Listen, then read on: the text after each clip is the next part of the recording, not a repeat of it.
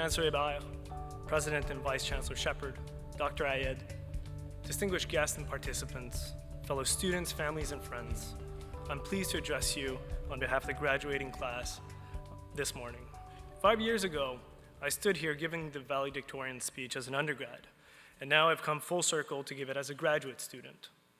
I guess they decided to give me a second chance to see if I could do better. Although it's been mentioned many times before, I would like to take a moment to congratulate each and every one of you. I've built a very strong community here at Concordia. We've all met new people and expanded our horizons to new aspects of our lives. I'm an exact case in point. I actually met my wife right here in the Department of Chem Biochem.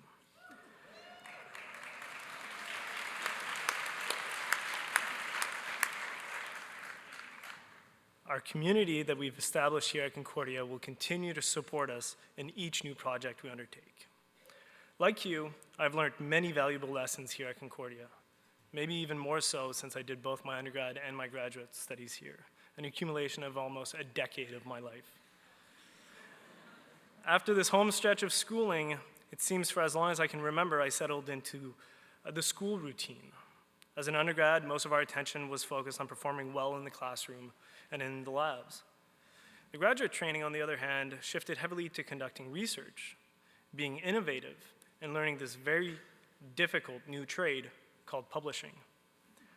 I remember spending so much time worrying about exams and presentations and research only to realize that stressing over all of these things is kind of like running on a treadmill and actually expecting to get somewhere.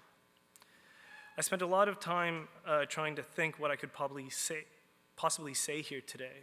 And although I may not be able to summarize my entire experience, I'd like to share with you two of the many lessons I learned. First, I learned the very hard way that some things just don't work. For example, my first graduate project in the lab was probably the one I learned the most from. After spending close to a year to make a series of molecules, I'd finally succeeded. I was so excited. And all the while, the more experienced and wiser grad student in the lab was shaking his head from left to right, as though he already knew that my dreams were going to get shattered. But I was still so excited. And on the day that everything was going to come together and I could wrap up this study in a nice little bow and submit it for publication, came the little green goblin of negative results. Nothing had worked. It was only now, looking back, that this was such a valuable lesson in my training. A year's worth of research can lead to a devastating negative answer. Pulling that all-nighter didn't give you the A that you were hoping for. Your perfect presentation that you spent countless hours preparing might be subject to the tragic stall because it's not compatible with that old PC in the classroom. But there was something to learn in each of these. This was the time to pick yourself back up and reevaluate and keep pushing forward.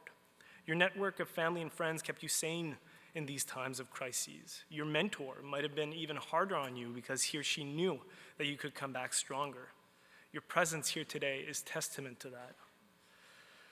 It's also important to realize that our future is not defined by the diploma sitting in our hands. Rather, we must be confident in the skills that we've acquired throughout these years that we spent at Concordia.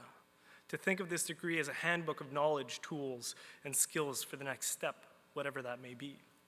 In the words of George Woodbury, defeat is not the worst failure. Not to keep trying is true failure.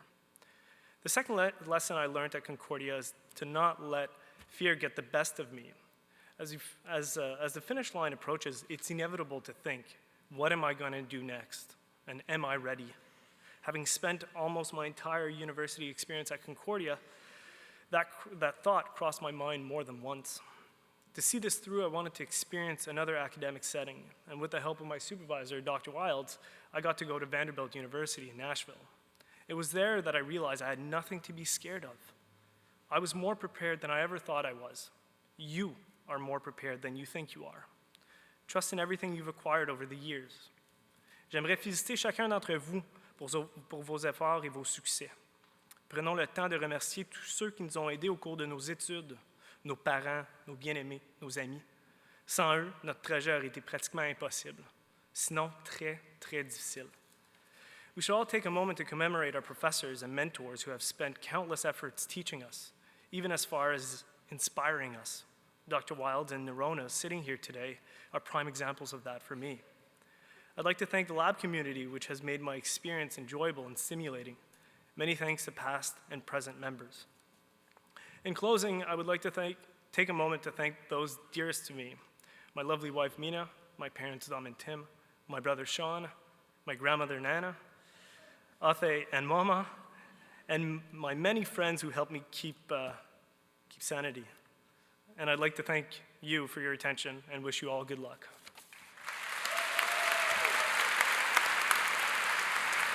Thank you.